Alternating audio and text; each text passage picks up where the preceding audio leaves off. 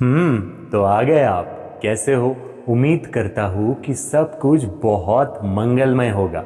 और अगर मंगलमय नहीं भी है तो मुबारक हो। भगवान शिव के इस संदेश तक अगर आप पहुँचे हो तो ये 11 बातें कोई बुद्धिमान व्यक्ति ही होगा जो किसी के साथ में साझा नहीं करता।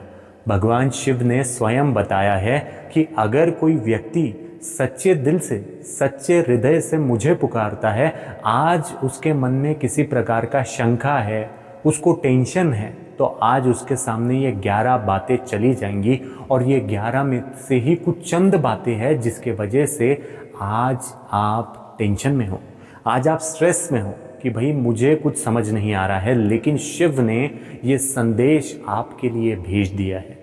जरा गौर से देखो सांब सदाशिव इस नाम को, जहां आप पहुंचे हो कितना सुना लग रहा है। ये नाम सिर्फ 850 लोग ही इस नाम से जुड़े हुए हैं।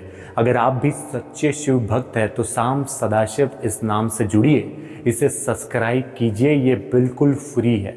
और महादेव ने आज आपको जो संदेश भेजा है ना, उसे आप पूर्ण श्रद्धा भाव से, भक्ति भाव से सुनिए। और अगर सचमुच आप इसे पूर्ण श्रवण करने वाले होंगे तो कमेंट में हर हर महादेव लिखिए।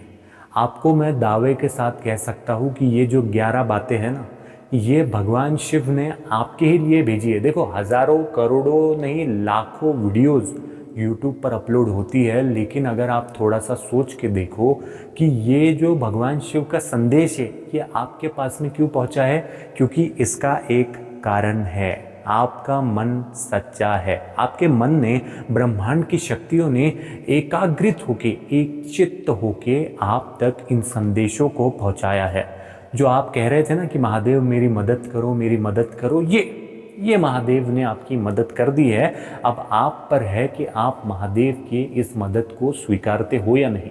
यानी कि उन्होंने तो अपना काम कर दिया, उन्होंने तो आप तक इन संदेशों को पहुंचा दिया है। अब देखना ये है कि क्या आप उनके आह्वान का मान रखते हो या अपमान कर देते हो, बीच में ही छोड़कर चले जाते हो। देखते हैं कितने लोग इस नाम से जुड़ते हैं, आज कितने सब्सक्राइब करते हैं, कितने लाइक करते हैं, और कितने ऐसे हैं जो अंत तक महादेव के इन संकेतों को सुनते हो। क्योंकि अगर आपने ये पूरा श्रवण कर लिया ना, आपको जवाब मिल जाएगा। जिस परिस्थिति से आप जूझ रहे हो आपको जवाब मिल जाएगा, आपके आंखों में से आंसू आ जाएंगे। आप कहोगे कि भोले ने मुझे बता दिया कि मैं क्या गलत कर रहा हूँ।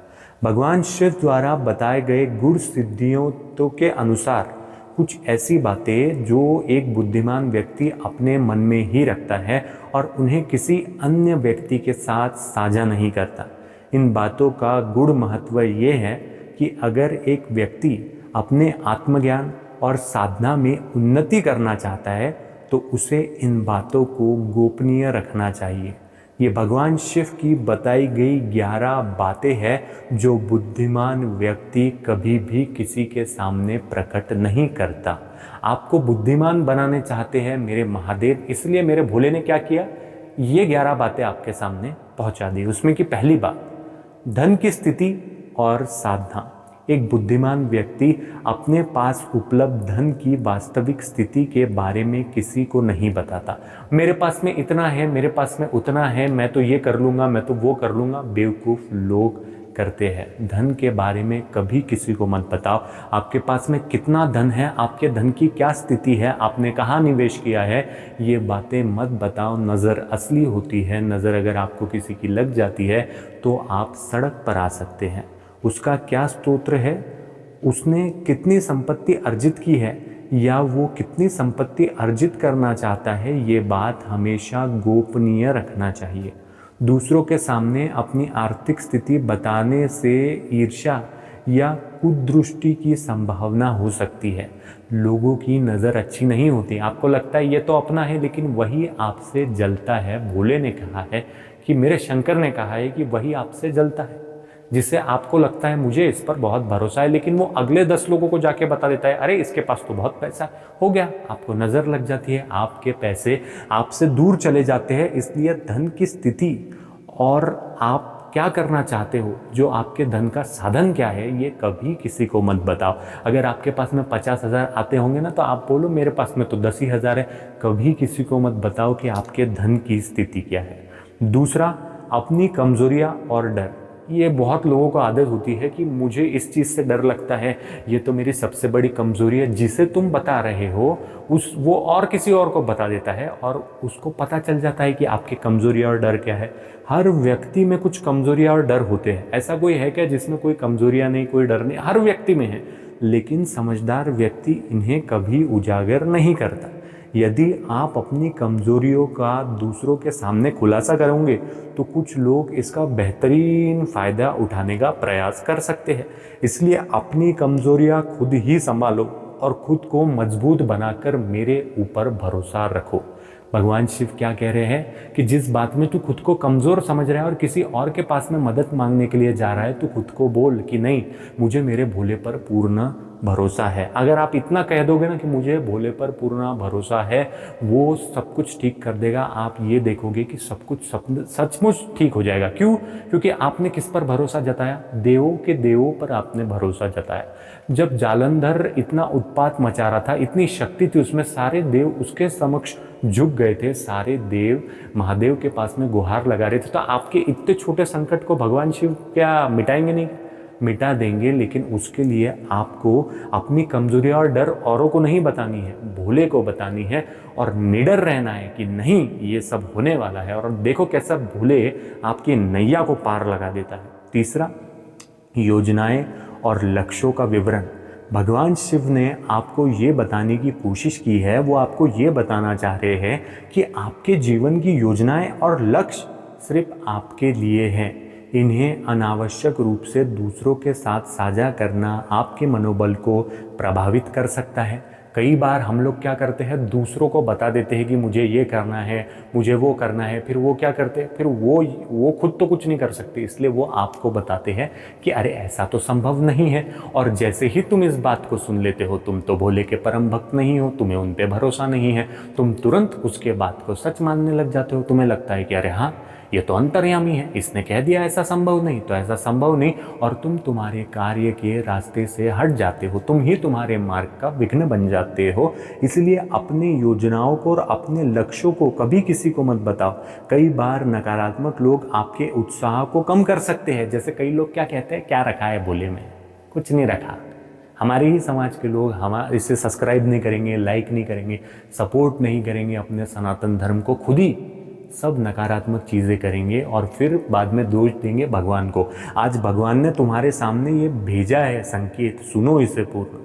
इसलिए जब भी आप आपके लक्ष्य को पूरा हासिल नहीं कर सकते, तब तक आप आपकी सीमित रखो, आप आपकी बातें अपने तक ही रखो। भोले को बताओ कि मैं ये लक्ष्य गांठना चाहता हूँ, वो आपकी संपूर्ण रूप से मदद करेंगे। किसी और को क्या बताते हो? लोग तो चाहते हैं कि आप आगे ना बढ़ो।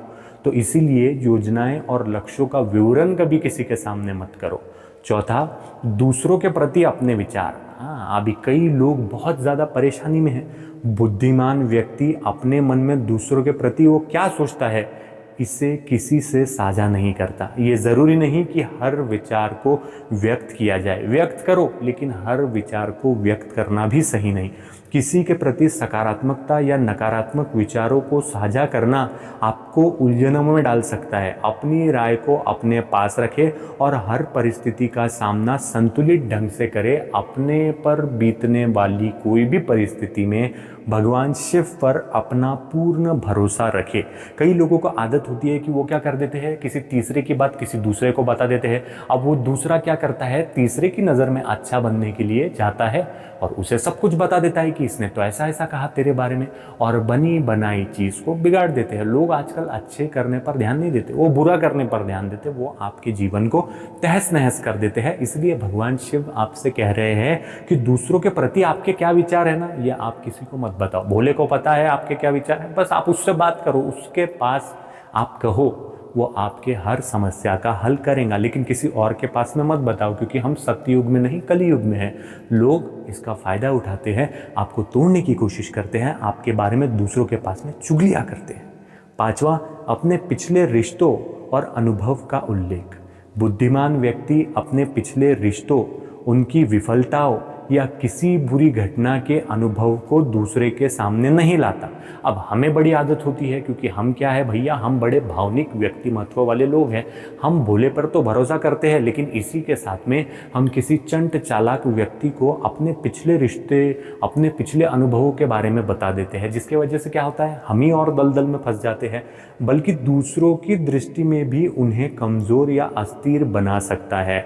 ये क्या होता है जब आप ऐसा करते हो, ये न केवल उनके वर्तमान संबंधों को प्रभावित कर सकता है, क्योंकि हमने दूसरों को बताया तो वो भी हमारे बारे में ऐसा सोचने लग जाते हैं, जिसकी वजह से दूसरों की दृष्टि में भी हम कमज़ोर और अस्थिर बन सकते हैं। इसीलिए ये भी काम कभी नहीं करना।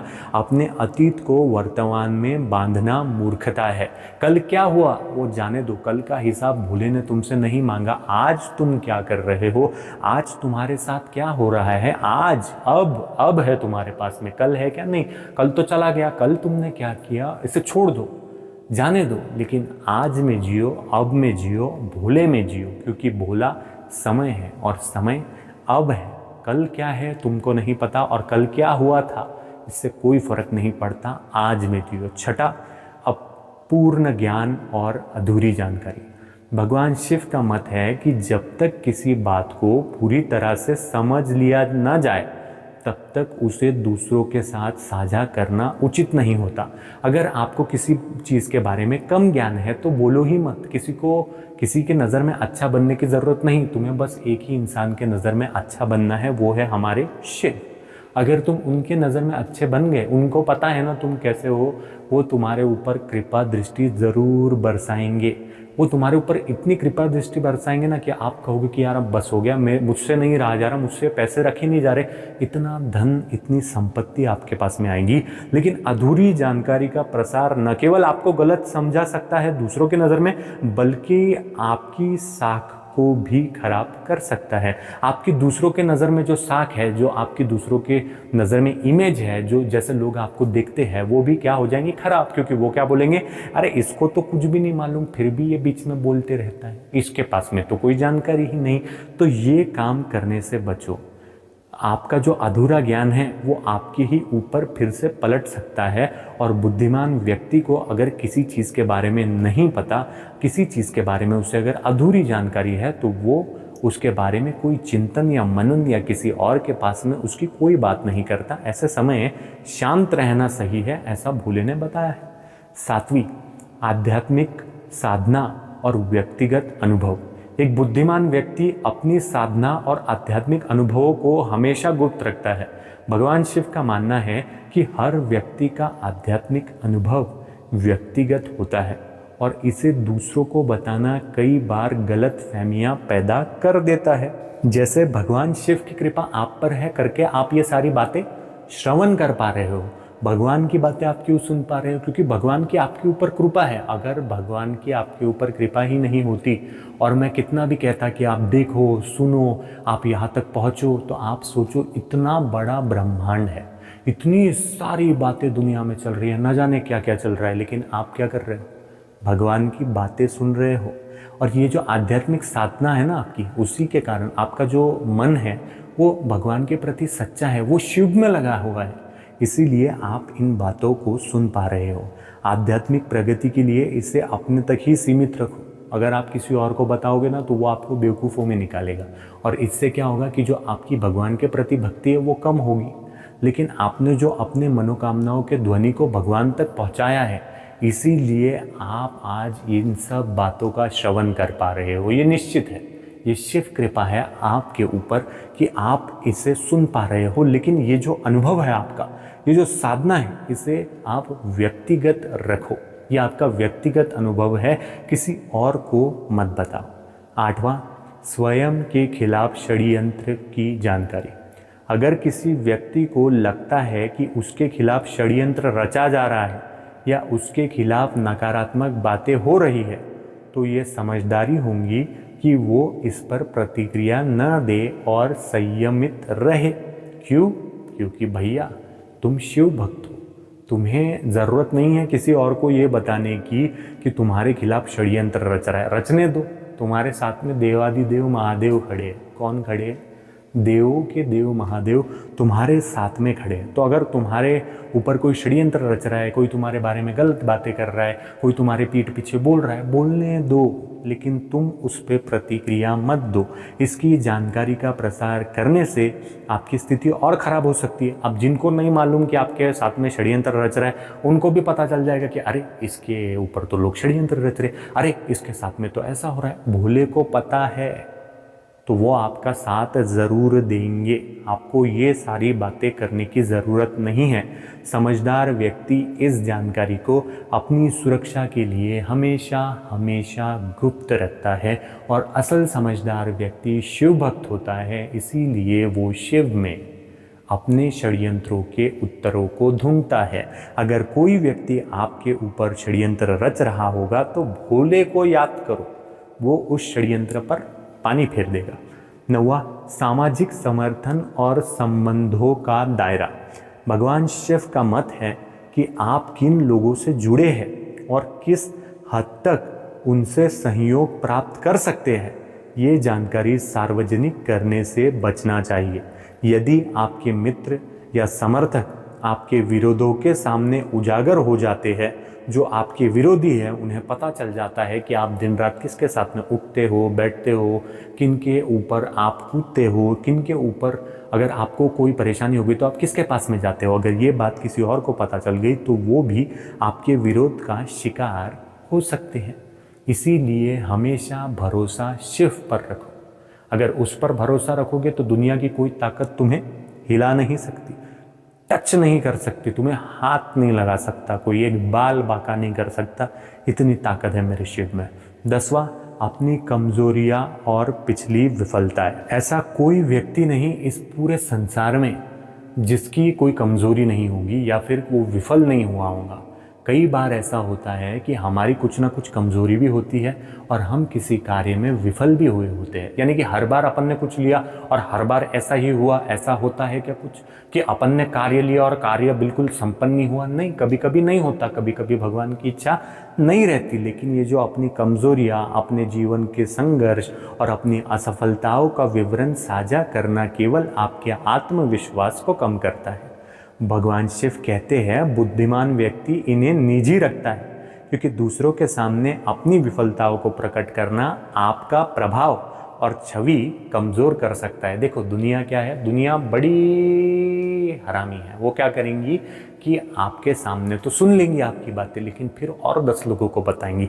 इसलिए भगवान शिव आपसे कह रहे हैं कि भैया तेरी जो भी कमज़ोरी होंगी, जो तेरे को विफलता मिली होंगी, उसके बारे में कभी किसी के सामने जिक्र ही मत कर, कभी मत बता किसी को। और 11वां, स्वयं की महत्वाकांक्षाएं और इच्छा। ये बहुत ज़रूरी है। लोग क्या करते हैं, मुझे फलाना करना है, मुझे ढिमकाना करना है, मुझे इधर जाना है, मुझे उधर जाना है, मुझे ये करना है, मुझे वो करना है, सब तरफ डफड़ी बजाते हैं। लेकिन भगवान शिव ने क्या कहा? भगवान शिव के अनुसार एक बुद्धिमान व्यक्ति अपनी महत्वाकांक्षाओं और इच्छाओं को गुप्त रखता है। यदि कोई अपनी बड़ी इच्छाओं के बारे में सभी को बता देगा तो उसे ऐसा मान लिया जा सकता है कि वो इन इच्छाओं की पूर्ति में अत्यधिक संलग्न है और इस पर उसे नकारात्मक प्रतिक्रिया भी मिल सकती है। इसीलिए भगवान शिव ने कहा है कि आप हमेशा आपकी जो महत्वाकांक्षाएं है, आपकी जो इच्छा है, आप जो करना चाहते हैं, वो कभी किसी को मत बताओ। क्योंकि ये जो इच्छाएं आपकी है, ये जो आकांक्षाएं आपकी है, वो किसकी आकांक्षा है? आपकी है, लेकिन हो सकता है किसी और की वैसी ना हो। इसलिए उसको उसमें वो विफल करना, उसके बीच में लोग क्या करते हैं कि उसके बीच में विघ्न लाते हैं। इसलिए भगवान शिव कहते हैं कि अपनी जो आपकी महत्वाकांक्षा है और जो आपकी इच्छा है वो कभी किसी को बताओ ही मत। अगर नहीं बताओगे तो कभी कोई प्रॉब्लम आएगा ही नहीं। और ये जो 11 संकेत है, अगर आपने पूर्ण के पूर्ण सुन लिए हैं तो भगवान शिव की कृपा आप पर होने ही वाली है। आप बिल्कुल टेंशन फ्री हो जाओ। आपको अगर किसी बात का स्ट्रेस है, कुछ भी है, बिल्कुल भूल जाओ, क्योंकि भगवान शिव की कृपा आपके ऊपर होने ही वाली है। और भगवान शिव के अनुसार यदि व्यक्ति इन बातों को दूसरों से छुपा कर रखता है और संयमित रहता है तो वो अपने जीवन में सफल हो सकता है। ये बात न केवल आत्म प्रशासन में सहायक होती है बल्कि सामाजिक जीवन में भी व्यक्ति को सशक्त बनाती है। इसलिए मेरी आपसे यह विनती विशेष है कि इन 11 बातों में से एक भी बात किसी और को कभी पता मत चलने देना। क्यों? क्योंकि मेरे शिव का आदेश है, आपके लिए आदेश है। अगर आपने भगवान शिव की इन बातों को यहाँ तक सुना है तो मैं आपको पूरे हृदय से शुक्रिया कहता हूँ, धन्यवाद कहता हूँ। बाकी यार आज के लिए इतना ही। अपन कल फिर से मिलेंगे। आप चाहो तो भगवान शिव के बारे में अगर आप सुनना चाहते हैं, भगवान के बारे में अगर जानना चाहते हैं, जीवन में मंगलमय रहना चाहते हैं, तो शाम सदाशिव इस नाम को सब्सक्राइब कर दो। कोई टाइम नहीं लगता, बिल्कुल फ्री है। और अगर भगवान शिव में सच्ची आस्था है तो कमेंट में हर हर महादेव लिखना बिल्कुल भी मत भूलो। इसी के साथ में आज के लिए इतना ही। सांब सदाशिव अर्पण।